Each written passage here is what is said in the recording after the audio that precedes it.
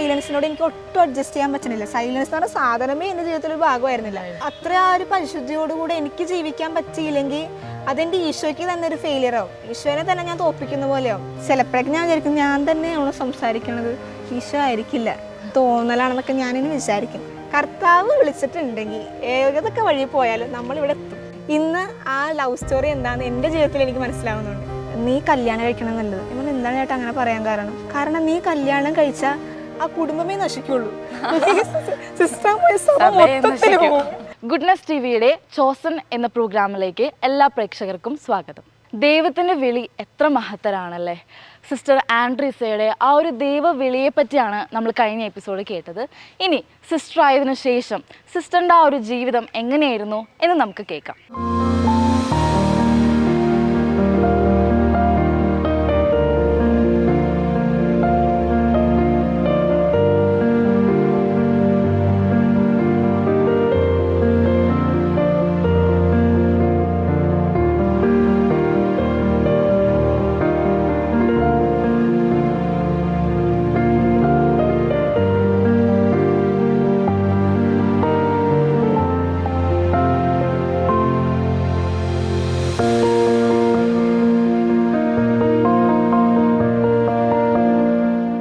Sister ഒരു time കഴിഞ്ഞപ്പോൾ sister പറഞ്ഞു എനിക്ക് എങ്ങനെയെങ്കിലും പോകാണ്ടിരുന്നാൽ മതി എന്നൊക്കെ. കാരണം ആ ഒരു സറൗണ്ടിങ്സിലാണ് സിസ്റ്റർ ജീവിച്ചിരുന്നത്.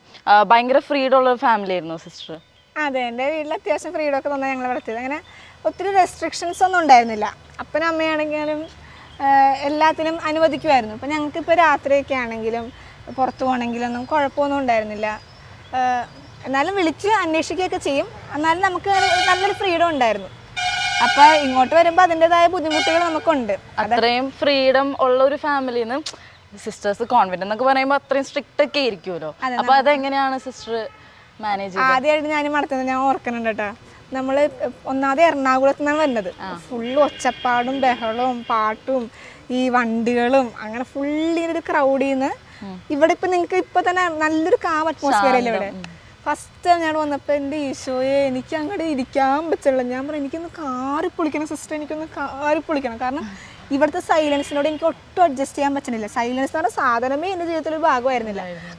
പക്ഷേ പിന്നെ ഞാനതിന് സ്നേഹിച്ചു തുടങ്ങി. നമുക്കത് ശരിക്കും നമ്മൾ പറയില്ലേ നിശബ്ദതയിലാണ് ദൈവം നമ്മളോട് സംസാരിക്കുന്നതൊക്കെ. ആ ഒരു നിശബ്ദതയിലേക്ക് വന്നപ്പോഴാണ് ശരിക്കും കുറച്ചും കൂടെയൊക്കെ ഈശോയുടെ ആ സംസാരവും സ്വരവും ഒക്കെ നമുക്ക് നന്നായിട്ട് കേൾക്കാൻ പറ്റിയത്. അതുകൊണ്ടാണ് ഇപ്പോൾ ഞാൻ നിങ്ങളോട് ഇപ്പോൾ ഇത്തരം കാര്യങ്ങളൊക്കെ പറഞ്ഞെങ്കിലും അതൊക്കെ ഞാൻ വീട്ടിൽ വെച്ച് ഇങ്ങനെ കണ്ടുപിടിച്ച് വന്നതൊന്നുമല്ല. പക്ഷെ നമ്മൾ ഈശോയോട് ഇങ്ങനെ സംസാരിച്ചൊക്കെ കഴിയുമ്പം ഈശോ ഇങ്ങനെയൊക്കെ പറഞ്ഞു തരും. ഞാൻ ഇങ്ങനെ ഈശോയോട് ചോദിക്കും ഇടയ്ക്കിടയ്ക്ക്, പക്ഷേ ഞാൻ എന്നാലും ഇങ്ങനെയാണ് ഈശോ ഇങ്ങോട്ട് വന്നത്, പക്ഷേ എനിക്ക് എവിടെ നിന്നാണ് തുടക്കം എന്നൊക്കെ പറഞ്ഞ് ഞാൻ ചോദിക്കുമ്പോൾ ഇങ്ങനെ ഈശോ ഇങ്ങനെ പറഞ്ഞു തരും. അന്ന് ഇങ്ങനെയൊക്കെ ഉണ്ടായത് ഓർക്കുന്നുണ്ടോ എന്നൊക്കെ പറയുന്നത് പറയും. അങ്ങനെയൊക്കെയാണ്. അപ്പൊ ഇങ്ങോട്ട് വന്ന പിന്നെ എപ്പോഴെങ്കിലും നിർത്തി പോവാം, ഇത് എൻ്റെ വിളിയല്ല എന്നൊക്കെ തോന്നിയിട്ടുണ്ട്? അങ്ങനെയൊക്കെ തോന്നിയിട്ടുണ്ട്. ഉടുപ്പിടുന്നതിന് മുമ്പ് വരെ എനിക്ക് തോന്നിയിട്ടുണ്ട് എന്നെ കൊണ്ട് പറ്റുന്ന പരിപാടിയല്ല.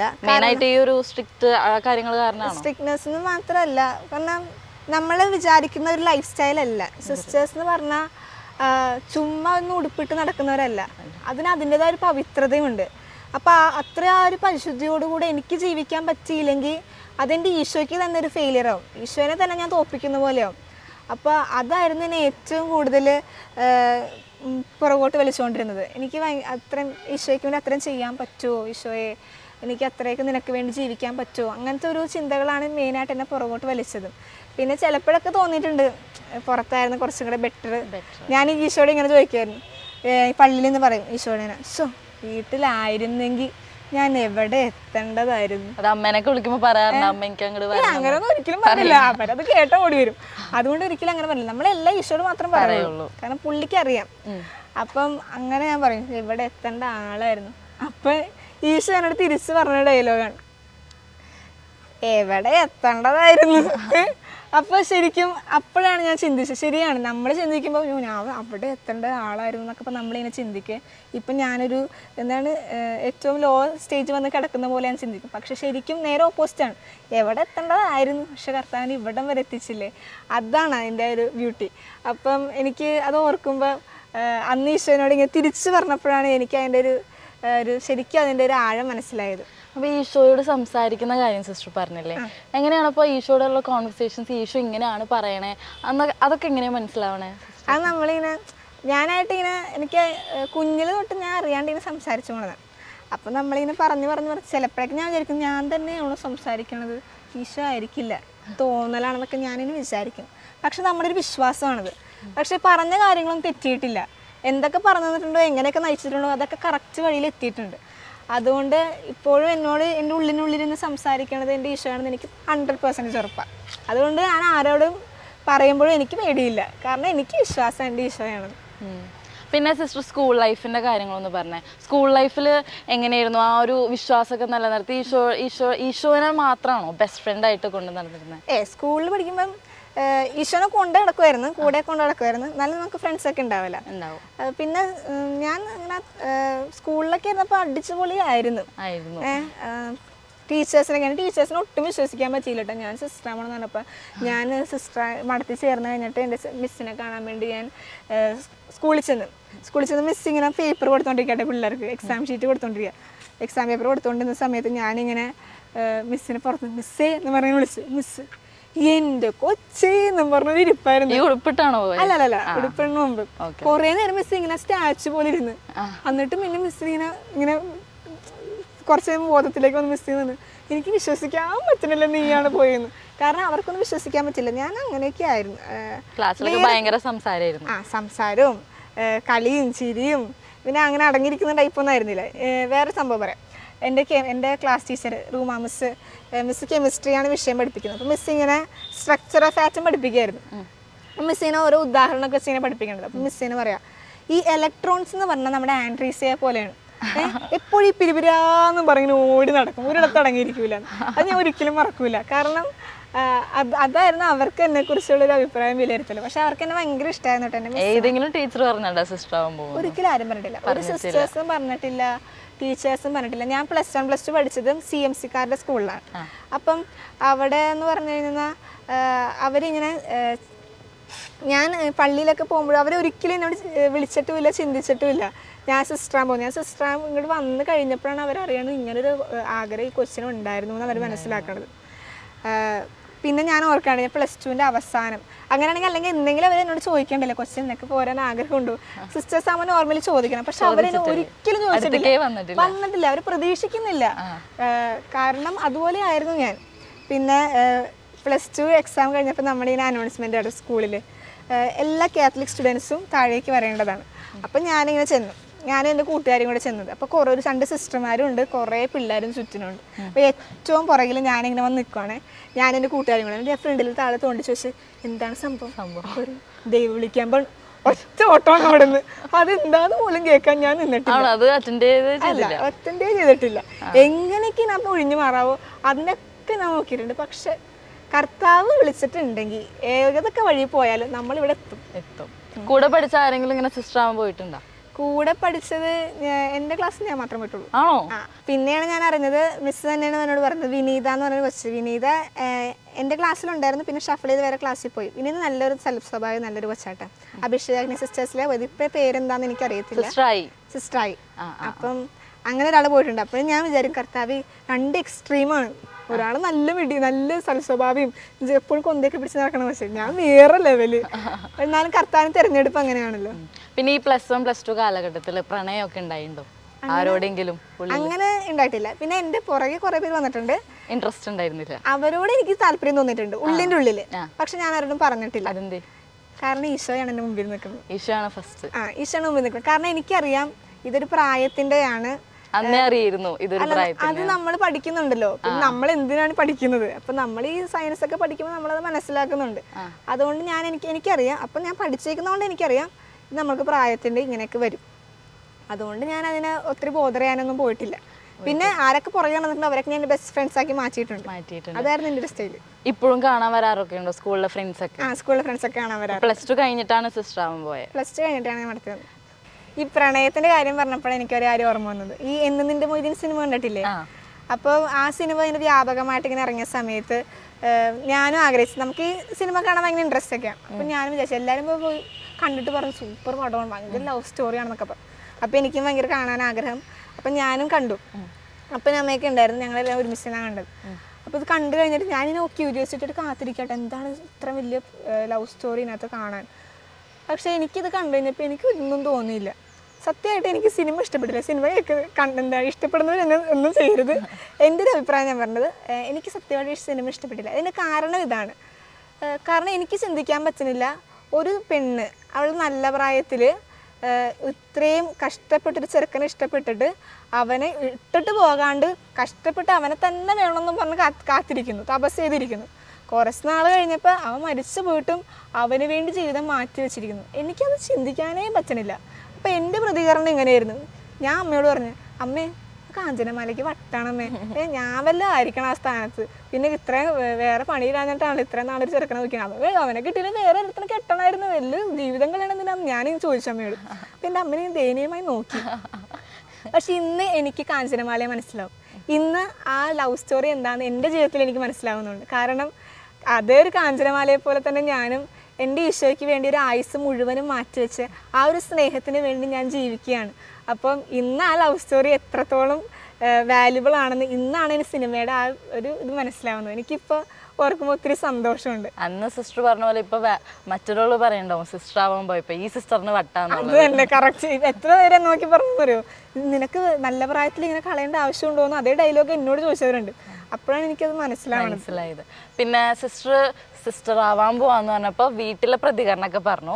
സിസ്റ്റർ പറഞ്ഞില്ലേ പള്ളിയിൽ എപ്പോഴും ആക്റ്റീവാണ്, അച്ഛന്മാരൊക്കെ ആയിട്ട് നല്ല കൂട്ടാണ്. അവരിത് പറഞ്ഞപ്പോൾ അവരുടെ പ്രതികരണം എങ്ങനെയായിരുന്നു? ഞാൻ ഓർക്കണ ഒരു കാര്യം വെച്ചിട്ടുണ്ടെങ്കിൽ ഇങ്ങനെ പള്ളിയിൽ ചേട്ടൻ പറഞ്ഞു ഞാൻ സിസ്റ്റർ ആവാണെന്ന് പറയുമ്പോൾ ചേട്ടൻ പറയാം, എടി എന്താണ് നീ കല്യാണം കഴിക്കണം എന്നുള്ളത്. നമ്മൾ എന്താണ് ചേട്ടാ അങ്ങനെ പറയാൻ കാരണം നീ കല്യാണം കഴിച്ചാൽ ആ കുടുംബമേ നശിക്കുള്ളൂ. സിസ്റ്റർ തമാശക്ക് ചേട്ടൻ പറഞ്ഞതായിരിക്കും. അങ്ങനെ പല പ്രതികരണങ്ങളൊക്കെ ഉണ്ടായിരുന്നു. പക്ഷെ ഒത്തിരി പേരും സപ്പോർട്ടായിരുന്നു. നല്ല കാര്യം കൊച്ചേ, നിനക്കങ്ങനെ വരുമെന്നൊക്കെ. ആദ്യം ഈ സ്നാപയോഹനാനെ കുറിച്ച് വചനത്തിൽ പറയണ്ടല്ലോ, ഈ ശിശു വളരുമ്പോൾ വലുതാകുമ്പോൾ എന്തായി തീരും എന്ന് പറയുന്നത്. അതേ ഡയലോഗായിരുന്നു എന്നെക്കുറിച്ച് എൻ്റെ പള്ളിക്കാരൻ എൻ്റെ ഇടവക്കാരുണ്ട്. ഇവളൊക്കെ വലുത് വളർന്നു വരുമ്പോൾ എന്താകും എന്തോ എന്നായിരുന്നു എല്ലാവരുടെയും ചോദ്യം. പക്ഷേ ഞാൻ സിസ്റ്ററാൻ പോയപ്പോൾ പിന്നെ ഉടുപ്പിട്ട് കഴിഞ്ഞ് ചെന്നപ്പോൾ ഇപ്പോഴും എൻ്റെ പള്ളിയിൽ എൻ്റെ ഇടവക്കാരെ കാണുമ്പോൾ അവർക്ക് എന്തൊരു സ്നേഹമാണെന്നറിയോ. ഇപ്പോൾ അവർക്ക് അഭിമാനമാണ് എന്നെ നോക്കുമ്പോൾ. അന്ന് കുരുത്തൊക്കെ എടുക്കുകയാണെങ്കിൽ എല്ലാവർക്കും ഭയങ്കര ഇഷ്ടമൊക്കെ ആയിരുന്നു കേട്ടോ. പിന്നെ വൈദികരൊക്കെ ആണെങ്കിലും അവരും ഇങ്ങനെ നന്നായിട്ട് തന്നെ പ്രതികരിച്ചത്. ഞാൻ അച്ഛനോട് സിസ്റ്ററാൻ പോവാണെന്നും പറഞ്ഞുകൊണ്ട് അച്ഛനടുത്ത് ചെന്ന് പറയാൻ നിന്നപ്പോൾ അച്ഛനിങ്ങനെ കുറച്ച് നേരം ഇങ്ങനെ ഇരുന്നിട്ടാ മരവിച്ച പോലെ അച്ഛനിങ്ങനെ ഇരിക്കുക. ഞാൻ സ്വപ്നം കാണുന്നത് എന്താണെന്ന് അറിയാൻ പാടില്ല. അപ്പോൾ അപ്പുറത്തുനിന്ന് അടുത്ത കൊച്ചച്ഛൻ വന്നിങ്ങനെ അച്ഛൻ്റെ മുറിയിൽ കയറിയപ്പോൾ ഞാനും അപ്പനും അമ്മയും കൂടെ ഇങ്ങനെ നിൽക്കുകയാണ്. മറ്റേ കൊച്ചച്ഛനെ മരവിച്ച പോലെ ഇരിക്കാം, ചോമനച്ഛനെ മരവിച്ച പോലെ. അപ്പോൾ ഞാൻ ഡാർവിനച്ഛനെ പറഞ്ഞു. അപ്പോൾ അച്ഛൻ ചോദിച്ചു എന്ത് പറ്റി? അങ്ങനെ അച്ഛൻ ഞാൻ സിസ്റ്ററാൻ പോവാണ്. അച്ഛനൊറ്റ ഓട്ടം മുറിയെന്ന് ഇറങ്ങിയിട്ട് എന്നിട്ട് അച്ഛൻ ഓടി. അതിന് കുറച്ച് കഴിഞ്ഞപ്പോൾ അച്ഛനെ ഒരു സഞ്ചി നിറച്ച സാധനങ്ങളായിട്ട് വന്നത്. കുറേ സാധനങ്ങളായിട്ട് തന്നെ എൻ്റെ തരാൻ ഇപ്പം ഇത്രേ ഉള്ളൂ, നീ വളർത്തി പോകുന്നു, ഞാൻ വിശുദ്ധമായിട്ട് വരണമെന്നൊക്കെ പറഞ്ഞ് കുറേ ഉപദേശമൊക്കെ തന്നെ ഒരു സന്തോഷത്തോടെ തന്നെ പറഞ്ഞു വെച്ചത്. എന്നാൽ എല്ലാ അച്ഛന്മാരും അങ്ങനെ തന്നെയാണ്. പിന്നെ എൻ്റെ ജാക്സൺ അച്ഛൻ 5ാം ക്ലാസ്സിൽ എൻ്റെ കൊച്ചച്ഛനായിരുന്നു. അപ്പം അവരൊക്കെ ആയിട്ട് എനിക്ക് എപ്പോഴും കോണ്ടാക്ട് ഉണ്ട്. കാരണം കുഞ്ഞുനാളോട്ട് അമ്മ അങ്ങനെ പരിശീലിപ്പിച്ചേക്കണത്. ഇപ്പം എല്ലാ വർഷവും എല്ലാ അച്ഛന്മാരും കുത്തിരുന്നതിന് വിളിക്കും, എന്നിട്ട് പ്രാർത്ഥിക്കാൻ പറയണം അങ്ങനെയൊക്കെ പറഞ്ഞ് പറയും. അപ്പം അച്ഛനോട് അച്ഛൻ എനിക്ക് എൻ്റെ ജീവിതത്തെ ഒത്തിരി സ്വാധീനിച്ചേക്കുന്ന ഒരു അച്ഛനാണ്, ഫാദർ ജാക്സൺ കിഴവന. അപ്പം അച്ഛൻ ഞാൻ സിസ്റ്ററാൻ പോകണമെന്ന് പറഞ്ഞപ്പോൾ അച്ഛൻ എന്നോട് കുറച്ച് ഉപദേശമൊക്കെ തന്ന്. എൻ്റെ ആദ്യത്തെ കുമ്പസാരക്കാരൻ അച്ഛനാണ്. അപ്പോൾ അച്ഛൻ എന്നോട് ഇങ്ങനെ പറഞ്ഞത്, ടിങ്കളെ ഈ ടിങ്കളിനെയാണ് ഞങ്ങൾക്ക് ഇഷ്ടം, നീ മാറരുത്, ഇങ്ങനെ തന്നെ ഞങ്ങൾക്ക് തന്നെ വേണം, സിസ്റ്ററായിട്ട് വരുമ്പോഴും ഇതുപോലെ തന്നെ ഞങ്ങൾക്ക് തന്നെ വേണം. അതാണ് അച്ഛനോട് പറഞ്ഞത്. അപ്പം ഞാനിപ്പോഴും ചിന്തിക്കും, എന്നിൽ നമ്മൾ ഈശോയോട് ചേർന്നിരിക്കും, നമുക്ക് സ്വഭാവം നമ്മുടെ ജീവിതത്തിൽ മാറ്റങ്ങൾക്ക് വരും. പക്ഷേ മറ്റുള്ളവർ ആഗ്രഹിക്കുന്ന ഒരു എൻ്റെ ഒരു ക്യാരക്ടറുണ്ട്, ഒരു യുണീക്ക് ക്യാരക്ടർ. അത് ഇപ്പോഴും നിലനിർത്താൻ അവരെപ്പോഴും ആഗ്രഹിക്കുന്നത് പറയുന്നുമുണ്ട്. അതിപ്പോഴും ഉണ്ട്. അതുണ്ട്. പിന്നെ ഈ മഠത്തിൽ ചേരാൻ സിസ്റ്ററിന് ഒട്ടും താല്പര്യം ഉണ്ടായിരുന്നില്ല. അതിന്റെ കാര്യം പറയുമ്പോൾ എപ്പോഴും ഓടി പോകണ്ടായിരുന്നു. ശരിക്കും എന്റെ ആന്റി വിളിക്കുമ്പോൾ ഫോൺ പോലും എടുക്കൂലായിരുന്നു. പക്ഷെ കറക്റ്റ് ആയിട്ട് ഈ മഠത്തിൽ വന്ന് പെട്ടു. അതെങ്ങനെയാണ്? അതെന്ന് വെച്ചിട്ടുണ്ടെങ്കിൽ ഞാൻ CMC പോകാനായിരുന്നു എനിക്ക് ആഗ്രഹം. കാരണം ഞാൻ എൻ്റെ അപ്പൻ 35 വർഷം CMCക്കാരുടെ കോളേജിൽ അപ്പൻ വർക്ക് ചെയ്തതാണ്. അപ്പം പിന്നെ അവരെനിക്ക് അറിയാവുന്നതുള്ളൂ. പിന്നെ വേറെ അങ്ങനെ അത്ര അടുത്ത സിസ്റ്റേഴ്സിനെ അങ്ങനെ വേറെ ആരെയും അത്ര അറിയത്തില്ല. വേറെ അടുത്ത് പോകാൻ എനിക്ക് താല്പര്യം തോന്നിയിട്ടില്ല. പിന്നെ ഇവിടെ അറിയാമെങ്കിലും വന്നിട്ടുണ്ടെങ്കിലും അവിടെയും എനിക്ക് താല്പര്യം അത്രയും ഉണ്ടായിരുന്നില്ല. അപ്പം പക്ഷെ ഞാൻ ഇങ്ങോട്ട് എൻ്റെ ആൻറ്റി എന്നെ കൊണ്ടുവന്നു. സിസ്റ്റർ ഞാൻ പറഞ്ഞില്ല, സിസ്റ്റർ ഷെറിൻ, ഒരു ഡോക്ടർ സിസ്റ്റർ എന്നോട് ഇവിടെ വരാൻ പറഞ്ഞു. കുറച്ച് ദിവസം നിന്ന് നോക്കുന്നൊക്കെ പറഞ്ഞു വന്നു. അപ്പോൾ വന്നു കഴിഞ്ഞപ്പം എനിക്ക് പ്രത്യേകിച്ച് ഇവിടെ ഒന്നും ഇഷ്ടപ്പെട്ടില്ല, ഒന്നും താല്പര്യം തോന്നിയില്ല. പക്ഷേ ഞാൻ എൻ്റെ കയ്യിലൊരു പുസ്തകം തന്നു, ഞങ്ങളുടെ സ്ഥാപക പിതാവ് പഞ്ഞിക്കാരനച്ഛൻ്റെ ഒരു കാർട്ടൂൺ പുസ്തകം. അതിനകത്ത് ഞാനൊരു സീൻ കണ്ട്, ഇങ്ങനെ ധർമ്മഗിരി ആശുപത്രിയിൽ വെച്ച് ഒരു രോഗി ഛർദ്ദിച്ചപ്പം അച്ഛൻ്റെ കൈയാണ് നീട്ടിക്കൊടുത്ത് ആ ഛർദിൽ കയ്യിലേറ്റ് വാങ്ങിയത്. അതാണ് ആ ഒരു സീൻ കണ്ടപ്പോൾ എന്നെ വല്ലാതെ സ്വാധീനിച്ചു. കാരണം അച്ഛൻ എന്ന് പറഞ്ഞു കഴിഞ്ഞാൽ ഒത്തിരി പഠിപ്പൊക്കെ ഉള്ള കേരളത്തിലെ ആദ്യത്തെ MA കാരനാണ് പഞ്ഞിക്കാരനച്ഛൻ. അതുപോലെ തന്നെ ഒത്തിരി ഡിഗ്രികളും പഠിത്തവും അത്രയും മോൺസിഞ്ഞോറായിരുന്നു അദ്ദേഹം. അപ്പോൾ അത്രയും വലിയ പൊസിഷനിൽ നിന്നൊരു വ്യക്തിത്വം അതെല്ലാം വിട്ട് ഈശോയെ പോലെ ഏറ്റവും എളിയവനായിട്ട് ഛർദിലൊക്കെ ഒരു കയ്യിൽ നിന്ന് അപ്പോൾ ബക്കറ്റും കൊണ്ട് സിസ്റ്റേഴ്സ് ഓടി പറയുന്ന സമയത്താണ് അച്ഛൻ പറഞ്ഞത് ഇത് ഈശോയാണെന്ന് പറഞ്ഞുകൊണ്ടാണ് ഛർദിൽ കയ്യിൽ ഏച്ച് മേടിക്കണത്. അതാണ് എന്നെ ഒത്തിരി സ്വാധീനിച്ചത്. അപ്പം ഞാൻ ഉറപ്പിച്ച് ഇവിടെ നന്നെ നിൽക്കുന്നു. അച്ഛൻ്റെ ഒരു സ്വാധീനമാണ് ശരിക്കും. ഇപ്പോഴും ഞാൻ തിരിഞ്ഞു നോക്കുമ്പോൾ എൻ്റെ പഞ്ഞിക്കാരനച്ഛനെ ഒത്തിരി ഹെൽപ്പ് ചെയ്തിട്ടുണ്ട് ഈ സഭയിൽ നിൽക്കാൻ. പിന്നെ എനിക്ക് ഭയങ്കര ഇഷ്ടമാണ് അച്ഛനെന്ന് പറഞ്ഞാൽ ഭയങ്കര ഇഷ്ടമാണ്. അച്ഛൻ്റെ ജീവിതത്തിലൂടെ കടന്നു പോകുമ്പോഴാണെങ്കിലും അത്രയും വിശുദ്ധനായൊരു വ്യക്തിത്വമാണ് പഞ്ഞിക്കാരനച്ഛൻ. അതുകൊണ്ടാണ് ഈ സഭയോട് എനിക്ക് ഇത്രയും ആകർഷണം തോന്നാനും ഇവിടെ തന്നെ ജീവിക്കണം തീരുമാനിക്കാനുള്ള കാരണം. പിന്നെ സിസ്റ്ററിന്റെ ചേച്ചിമാര് സിസ്റ്ററാവാൻ പോയി, എന്നിട്ട് അവര് തിരിച്ചു വന്നില്ല. ഒരാൾ പോയില്ലോട്ടെ. ഒരാള്. അപ്പം ആ ചേച്ചിക്ക് എന്തായാലും മനസ്സിലൊരു ബോധം ഉണ്ടാവും, ഇവള് പോയി കുറച്ച് കഴിയുമ്പോൾ തിരിച്ചു വരുമെന്ന്. അപ്പൊ തിരിച്ചു വരാണ്ടായപ്പോ ആ ചേച്ചിയുടെ പ്രതികരണം എങ്ങനെയായിരുന്നു? അല്ല, വീട്ടിലാരും പ്രതീക്ഷിച്ചില്ല ഞാൻ നിൽക്കുമെന്നുള്ള കാര്യം. കാരണം ആദ്യത്തെ 3 മാസം ഇവിടെ വന്നപ്പം ഇവിടെ സിസ്റ്റർമാർ എന്നെ പറഞ്ഞു പുറത്താരോടും പറയണ്ടാണ്. കാരണം പിന്നെ മടത്തിൽ പോയിട്ട് തിരിച്ചു വന്ന കൊച്ചൊന്നൊരു ചീത്ത പേര് വേണ്ടല്ലോ, അതുകൊണ്ട് ഇങ്ങനെ പോയതാണ് ആരോടും പറയുന്നത്. അപ്പൊ കൂട്ടുകാരൊക്കെ വിളിക്കുമ്പോൾ ചേച്ചി പറയും അവളിപ്പോൾ കുളിക്കാൻ കയറിയതുള്ളൂ, അവളിത് അപ്പുറത്ത് വീട്ടിലുണ്ട്, ഇവിടെ ഇല്ല മടത്തിലാണ് ആള്. എന്നാലും കാരണം അറിയിക്കാതിരിക്കാൻ, കാരണം തിരിച്ചു വരുന്ന ഉറപ്പുള്ള കാര്യമാണ്. എൻ്റെ ഡ്രസ്സൊക്കെ അതുപോലെ കബേർഡിൽ എത്ര വർഷം ഇരുന്നെന്ന് അറിയോ. പിന്നെ ഉടുപ്പിടുന്ന ഉറപ്പായി കഴിഞ്ഞപ്പോഴാണ് അതെടുത്ത് അമ്മ ആർക്കെങ്കിലും കൊടുത്തത്. അല്ലാണ്ട് ആരും ഞാൻ തിരിച്ചു വരുന്ന പ്രതീക്ഷിച്ച് അവിടെ തന്നെ വെച്ചായിരുന്നു. ചേച്ചിമാരാണെങ്കിലും അവർക്ക് അത്രയും അവർക്കൊരു സങ്കടമായിരുന്നു കാര്യം. ഞങ്ങളെപ്പോഴും ഞങ്ങൾ ഗുസ്തി വീഡിയോ ഒക്കെ ആണെങ്കിലും അവർക്ക് തന്നെ ഭയങ്കര ഇഷ്ടമായിരുന്നു. ഇളയ കൊച്ചല്ലേ, അപ്പം ഭയങ്കര വിഷമമായിരുന്നു അവർക്ക് പോയപ്പോൾ. കൊഞ്ചിച്ചൊക്കെ വളർത്തി. അപ്പം പിന്നെ എനിക്ക് എന്ത് ഇഷ്ടമുണ്ടെങ്കിലൊക്കെ മേടിച്ച് തരും. ഭയങ്കര ഇഷ്ടമായിരുന്നു. ഞങ്ങൾ 3 പേരും ഭയങ്കര കൂട്ടായിരുന്നു. പക്ഷേ ഞാൻ തിരിച്ചു വരില്ലെന്ന് അറിഞ്ഞപ്പം, അല്ലെങ്കിൽ ഞാൻ സിസ്റ്ററാവാൻ പോകണമെന്ന് അവർ ഉറപ്പിച്ച് കഴിഞ്ഞപ്പോൾ അവർക്ക് ഭയങ്കര സങ്കടമായിരുന്നു കേട്ടോ. അവർ പലതവണ എന്നെ തിരിച്ചു വിളിച്ചു, നിങ്ങൾ തിരിച്ച് വാ, നീ നോക്ക്, ലോകത്തിലേക്ക് നോക്ക്, നമുക്ക് അടിച്ചു പൊളിച്ച് ജീവിക്കണം, നീ എന്തിനെങ്ങനെ ജീവിക്കണേ, അങ്ങനെയൊക്കെ ചേച്ചിമാരോട് പറഞ്ഞിട്ടുണ്ട്. പക്ഷേ ഞാൻ പറയട്ടെ, ഞാൻ അത്രയും നാൾ ലോകത്ത് ജീവിച്ചതിനേക്കാളും സന്തോഷവും സംതൃപ്തിയും ആനന്ദവും ഒക്കെ ഞാൻ ഇവിടെ ഈ വീട്ടിലാണ് അനുഭവിച്ചറിയണത്. ഈ പള്ളിയിൽ വന്നിരിക്കുമ്പോഴാണ് എനിക്ക് ഏറ്റവും കൂടുതൽ സന്തോഷമുള്ളത്. അതുകൊണ്ട് എനിക്ക് ഒരിക്കലും എൻ്റെ ചേച്ചിമാരെ വിളിക്കുമ്പോൾ ഞാൻ വരുവാണോ അങ്ങനെ ഒന്നും പറഞ്ഞിട്ടില്ല. എനിക്ക് ഒരിക്കലും ഒരു അസംതൃപ്തി ഇവിടെ തോന്നിയിട്ടില്ല. ഇപ്പൊ സിസ്റ്ററിന് എന്താ തോന്നുന്നത്? ഇതൊരു ലൈഫിൽ എപ്പോഴെങ്കിലും ഇതൊരു റിഗ്രറ്റ് ആയിട്ട് തോന്നിയിട്ടുണ്ടോ? ഒരിക്കലും ഇല്ല, തോന്നിയിട്ടില്ല. ഞാൻ പറഞ്ഞില്ല, എനിക്ക് സിസ്റ്റർ ആണെന്ന് മുമ്പ് പലതവണ എനിക്ക് തിരിച്ചു പോകണം തോന്നിയിട്ടുണ്ട്, ഞാൻ ചിന്തിച്ചിട്ടുണ്ട്. പക്ഷേ ഞാൻ പറഞ്ഞു പുള്ളിനെ വിട്ടുപോകാൻ ഭയങ്കര ബുദ്ധിമുട്ടാണ്. ആ സ്നേഹം അങ്ങോട്ട് അനുഭവിച്ചു കഴിഞ്ഞാൽ പിന്നെ നമ്മൾ ഇങ്ങനെ ഇട്ടിട്ട് പോകും. നമുക്കറിയാം പുള്ളിക്ക് ഇതാ ഇഷ്ടമാണ്, പിന്നെ എന്തിനാണ് ഈശോനെ കഷ്ടപ്പെടുത്തി വിഷമിക്കണത്. ഈശോ എന്നോട് ഇടയ്ക്ക് പറയും ഞാൻ ഇത്രയും കഷ്ടപ്പെട്ട് നിന്നെ കൊണ്ടുവന്നിട്ട് നിനക്ക് പോണോ? ശരിയാണ്, പാവം കുറെ കഷ്ടപ്പെട്ടതല്ലേ, ഞാൻ പോണില്ല, അന്ന് ഞാൻ പോണില്ല ഈശോ നമ്മൾ. പക്ഷെ ഉടുപ്പിട്ട് കണ്ട് എനിക്ക് ഒരിക്കലും അങ്ങനെ തോന്നിയിട്ടില്ല കേട്ടോ. 1 വർഷമായുള്ളൂ, എന്നാലും തോന്നിയിട്ടില്ല. അത്രയും സ്നേഹം എനിക്ക് ഭയങ്കര, എനിക്ക് ഈശോ എന്ന് പറഞ്ഞാൽ ഭയങ്കര സംഭവമാണ്, ഇഷ്ടമാണ് ഞങ്ങൾ.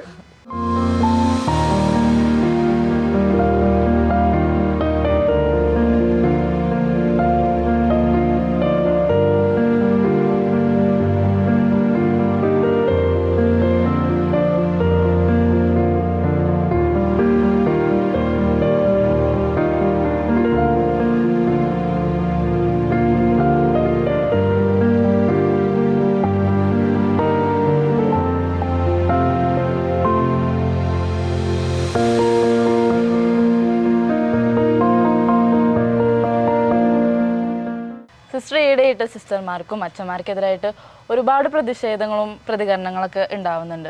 അപ്പം സിസ്റ്റർ ചിലതൊക്കെ കേൾക്കുമ്പോൾ സിസ്റ്ററിനെ അത് വേദനിപ്പിക്കാറുണ്ടോ? വിഷമമൊക്കെ വരാറുണ്ട്. പിന്നെ ഞാൻ അത്രയും ബോധർ ചെയ്യാറില്ല. കാരണം എൻ്റെ ഒരു ആറ്റിറ്റ്യൂഡും എൻ്റെ ഒരു കാഴ്ചപ്പാട് ഇത്രയാണ്.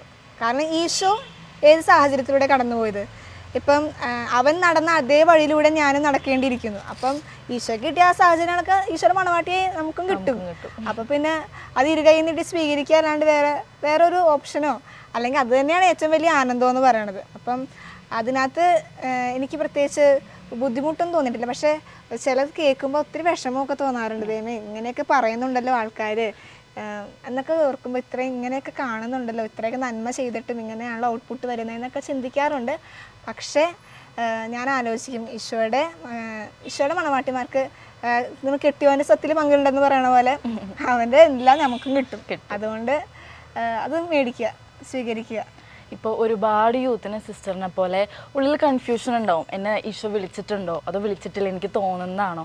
അപ്പം അവരോടൊക്കെ സിസ്റ്ററിന് എന്താണ് പറയണത്? എന്ത് തോന്നുമ്പോഴാണ് നിങ്ങൾ സിസ്റ്റർ ആവാനോ അച്ഛനാവാനോ ഒക്കെ വരണ്ടേ എന്നൊക്കെ എന്താണ് പറയാനുള്ളത് സിസ്റ്റർ? നമ്മുടെ ഉള്ളിൻ്റെ ഉള്ളിൽ ഇപ്പോൾ ജെറമിയ പ്രവാചകന്റെ പുസ്തകത്തിൽ വായിക്കണ പോലെ അസ്ഥികൾക്കിടയിൽ അടഞ്ഞു കിടക്കുന്ന ഒരു അഗ്നി, അതിനെ അടക്കി നിർക്കാൻ എനിക്ക് ശരിക്കും ആ വചനം വായിക്കുമ്പോൾ എൻ്റെ ജീവിതമായിട്ട് ഒത്തിരി ബന്ധമുള്ള പോലെ എനിക്ക് തോന്നും. അതിനെ അടക്കി നിർത്താൻ ഞാൻ ശ്രമിച്ച് പരാജയപ്പെട്ടു. പക്ഷെ അത് പിന്നെ ആളി കത്തുന്നേ ഉള്ളൂ. ദൈവവിളി എന്ന് പറഞ്ഞൊരു അഗ്നിയാണ്, അത് തീയാണ്. അത് നമ്മൾ എത്രത്തോളം അണയ്ക്കാൻ ശ്രമിച്ചാലും അത് ഉള്ളിൽ കിടന്ന് കത്തിയിരിക്കും. കാരണം അത് കർത്താവിൻ്റെ ആവശ്യമാണ്. ഇപ്പം ഞാനെപ്പോഴും വിചാരിക്കും കർത്താവ് എന്തിനാണ് ഞാൻ ഇങ്ങോട്ട് വന്നതെന്നൊക്കെ ഞാൻ വിചാരിക്കും. പക്ഷേ ഒറ്റ ഉത്തരവുള്ളൂ, ഈശോയ്ക്ക് എന്നെക്കൊണ്ട് ആവശ്യമുണ്ട്. ഒരു കഴുതേനെ കൊണ്ട് ഈശോയ്ക്ക് ആവശ്യമുണ്ടെങ്കിൽ എന്നെക്കൊണ്ട് ഈശോയ്ക്ക് ആവശ്യമുള്ളത് കൊണ്ട് തന്നെയാണ്. പിന്നെ ഇന്നത്തെ യുവജനങ്ങൾക്ക് ശരിക്കും അവരൊത്തിരി സ്ട്രഗിൾ ചെയ്യുന്നുണ്ടാവും ഈ ഒരു വിളി തിരഞ്ഞെടുക്കുക. ഇപ്പോൾ ഇവിടെയാണെങ്കിലും മക്കൾ കടന്നു വരുമ്പം അവർക്ക് കൺഫ്യൂഷനാണ്.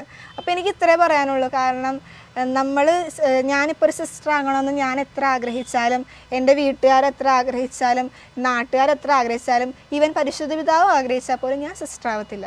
പക്ഷെ കർത്താവ് ആഗ്രഹിച്ചിട്ടുണ്ടെങ്കിൽ ഞാൻ ഏതൊക്കെ വഴി പോയാലും ഞാൻ സിസ്റ്റർ ആയിരിക്കും. അതിപ്പോൾ എനിക്ക് ആഗ്രഹമില്ലെങ്കിൽ പോലും കർത്താവ് എന്നെ ആ വഴിയിൽ കൊണ്ടുവന്നിരിക്കും.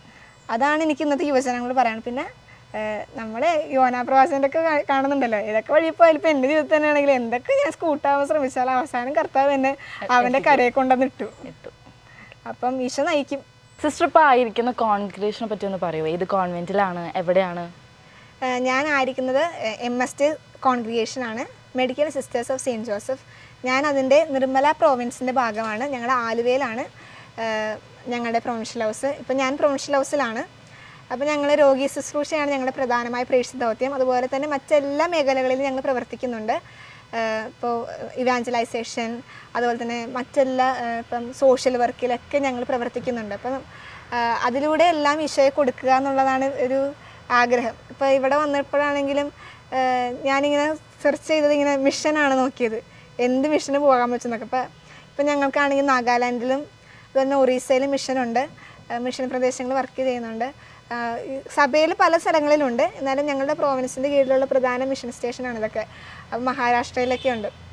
അപ്പോൾ നാഗാലാൻഡ് മിഷൻ കണ്ടാണ് ഞാൻ ഒത്തിരി ആകൃഷ്ടയായത്. കാരണം ഞാൻ മടത്തി വന്ന സമയത്ത് അവിടെ പോയ സിസ്റ്റേഴ്സ് അതിൻ്റെ ഫോട്ടോസൊക്കെ എന്നെ കാണിച്ചു തന്നു. അപ്പോൾ അവിടുത്തെ പാവപ്പെട്ട മനുഷ്യരെ കണ്ടപ്പോൾ എനിക്ക് ഭയങ്കര ഒരു സങ്കടം.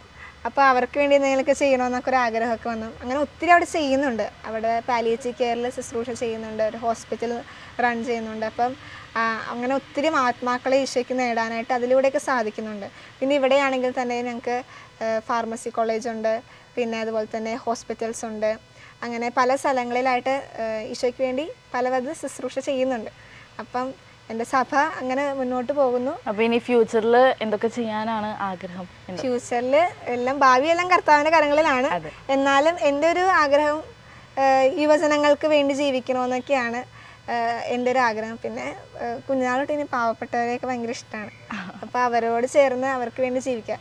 ഇപ്പോൾ ഈശോ കാണിച്ചു തന്നൊരു വഴി, പഞ്ഞിക്കാരനസ് നടന്നൊരു വഴി, ആ വഴിയിലൂടെയൊക്കെ നടന്ന് ആർക്കെങ്കിലൊക്കെ ഇപ്പോൾ മരിക്കുന്നതിന് മുമ്പ് ആരുടെയെങ്കിലും മനസ്സിൽ ജനിക്കണമെന്ന് പറയണ പോലെ തന്നെ ആർക്കെങ്കിലൊക്കെ ഒരു നന്മ ചെയ്തിട്ട് കടന്നു പോകണം, അത്ര തന്നെ ആഗ്രഹം. ഓക്കെ. ഒരുപാട് യുവജനങ്ങൾക്ക് സിസ്റ്റർ ആൻഡ്രീസയുടെ ജീവിതം ഒരു പ്രോത്സാഹനമാവട്ടെ. അതുപോലെ തന്നെ സിസ്റ്ററുടെ പ്രവർത്തനങ്ങൾ വഴി ഒരുപാട് മനുഷ്യരുടെ ഇടയിൽ സിസ്റ്ററിന് ഒരു ഇടം പിടിക്കാനായിട്ട് സാധിക്കട്ടെ എന്ന് പ്രാർത്ഥിച്ചുകൊണ്ട് ഈശോ മിശിഹായ്ക്ക് സ്തുതിയായിരിക്കട്ടെ. ഞങ്ങൾക്ക് വേണ്ടിയും സിസ്റ്റർ പ്രാർത്ഥിക്കണം. Thank you.